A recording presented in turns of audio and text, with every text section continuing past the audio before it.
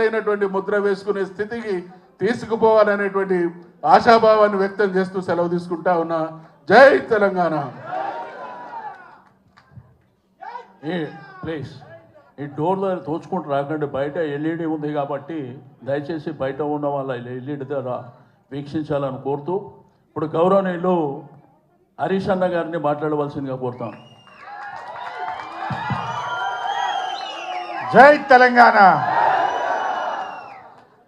ప్రతి సంవత్సరం మన కేసీఆర్ గారి జన్మదిన వేడుకలను అద్భుతంగా నిర్వహిస్తున్నటువంటి మాజీ మంత్రివర్యులు మన సనత్ నగర్ శాసనసభ్యులు మిత్రులు తలసాని శ్రీనివాస్ యాదవ్ గారికి, కార్యక్రమానికి ముఖ్య అతిథిగా విచ్చేసిన మన పార్టీ కార్యనిర్వాహక అధ్యక్షులు గౌరవనీయులు కేటీఆర్ గారికి, అదేవిధంగా శాసన మండలిలో మన ప్రతిపక్ష నాయకులు గౌరవనీయులు మధుసూదనాచారి గారు, శాసన మండలి కౌన్సిల్ డిప్యూటీ చైర్మన్ గారు బండా ప్రకాష్ గారు, మరి మాజీ మంత్రివర్యులు మహమూద్ అలీ గారు, రవిచంద్ర గారు, శ్రీనివాస్ గౌడ్ అన్న గారు, సత్యవతి రాథోడ్ గారు, రవీందర్ అన్న గారు, కవిత గారు, చంద్రశేఖర్ రెడ్డి గారు, నవీన్ రెడ్డి గారు, కాలేరు వెంకటేష్ అన్న గారు, వేదిక మీద ఉన్న పెద్దలు, మరి మన కేసీఆర్ గారి జన్మదిన వేడుకలను ఇంత అద్భుతంగా జరుపుకోవడానికి వచ్చినటువంటి బీఆర్ఎస్ కుటుంబ సభ్యులకు, మీడియా మిత్రులందరికీ పేరు పేరున నమస్కారం తెలియజేస్తా ఉన్నా. నిజంగా ఈరోజు కేసీఆర్ గారి జన్మదినం రాష్ట్రం అంతా కూడా ఒక పండగలాగా జరుపుకుంటా ఉన్నారు. కేసీఆర్ అంటే ఒక వ్యక్తి కాదు, కేసీఆర్ అంటే ఒక నాయకుడు కాదు, కేసీఆర్ అంటే 4 కోట్ల ప్రజల భావోద్వేగం. 1954లో మన కేసీఆర్ గారు పుట్టారు. ఇప్పుడు 2024 25వ సంవత్సరం. అంటే కేసీఆర్ గారు పుట్టిన 2 ఏళ్లకే ఉన్న తెలంగాణను ఆంధ్రలో కలిపింది ఆనాటి కాంగ్రెస్ పార్టీ. 1969లో మలిదశ తెలంగాణ ఉద్యమం వచ్చినాడు కేసీఆర్ గారి వయసు 15 సంవత్సరాలు. 15 సంవత్సరాల వయసులో ఆనాడు 69 తెలంగాణ ఉద్యమంలో పాల్గొని జై తెలంగాణ అని పోరాడిన నాయకుడు కేసీఆర్. ఆ తర్వాత తెలంగాణ ప్రాంత నాయకులు ఇష్టమున్నా లేకపోయినా ఆ ఆంధ్ర పాలకుల పార్టీల చేతుల్లో వీళ్ళందరూ కూడా పనిచేస్తూ వచ్చారు. కేసీఆర్ గారు కూడా తెలుగుదేశంలో పనిచేశారు. ఎప్పటికప్పుడు తెలంగాణ కోసం పార్టీలో ఉంటూనే మాట్లాడుతూ వచ్చారు.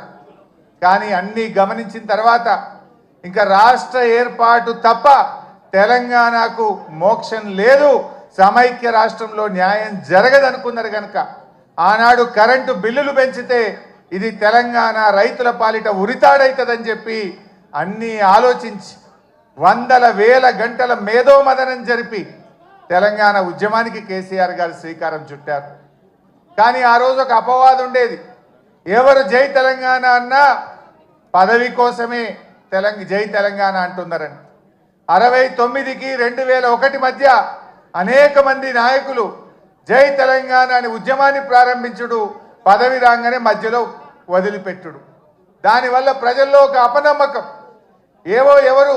ఎవరైనా పదవి కోసమే చేస్తారు అనేటువంటి ఒక అపనమ్మకం ఏర్పడ్డది. ఆ అపవాదును తొలగించడానికి ఆనాడు 3 పదవులను గడ్డిపోచలాగా త్యజించి తెలంగాణ ఉద్యమాన్ని ప్రారంభించాడు. ప్రజల్లో నమ్మకాన్ని కలిగించిండు మన కేసీఆర్.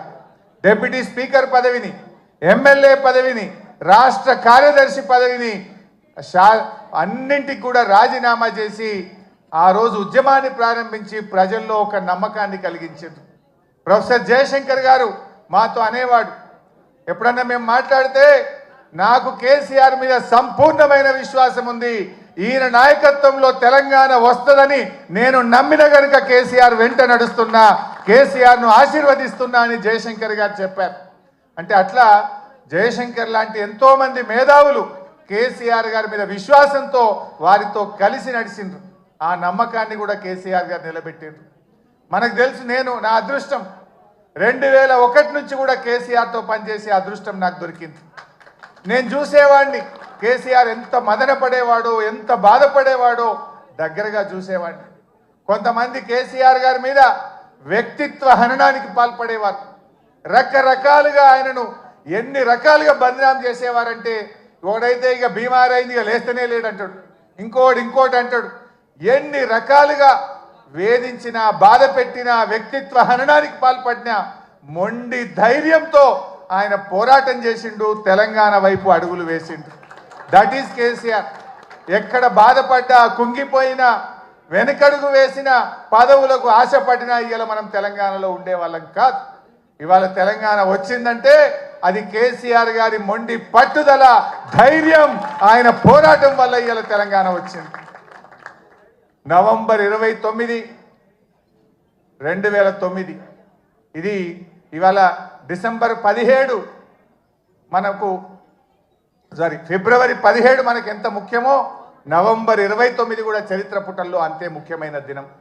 ఆనాడు కేసీఆర్ గారు ఇంకా లాభం లేదు, కేసీఆర్ చచ్చుడో తెలంగాణ వచ్చుడో, అయితే తెలంగాణ జైత్రయాత్ర లేదంటే నా శవయాత్ర అని చెప్పి ఆమరణ నిరాహార దీక్ష కూర్చున్నటువంటి నాయకుడు మనం చూసాం.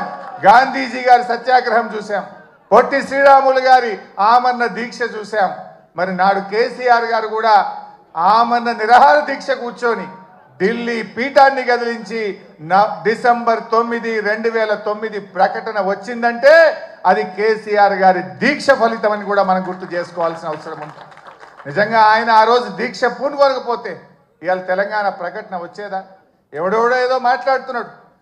ఆ రోజు చిదంబరం గారు నాకు బాగా గుర్తు, కేటీఆర్ గారు, మా మధుసూనాచారి గారు, జయశంకర్ గారు అందరం కూడా అక్కడే ఉండేవాళ్ళం.